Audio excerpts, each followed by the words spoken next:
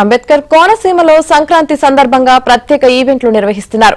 కేరళ తరహాలో ఆత్రేయపురంలోని పెద్ద కాలువలో ఈత పోటీలు, పడవల పోటీలు నిర్వహించారు.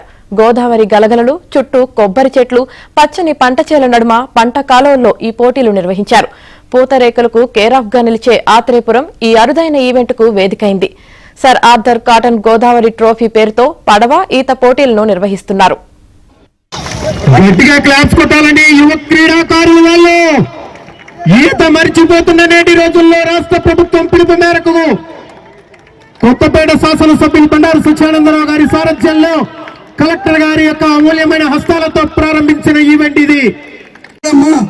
మీరు యువతల సిమెంట్ టచ్ చేసినప్పుడే ఫైనల్ నడుమ పంట కాలువల్లో ఈ పోటీలు నిర్వహించారు. పూతరేకులకు కేరాఫ్ గా నిలిచే ఆత్రేయపురం ఈ అరుదైన ఈవెంట్కు వేదికైంది. Sir Arthur Cotton Godavari trophy పేరుతో పడవ, ఈత పోటీలను నిర్వహిస్తున్నారు.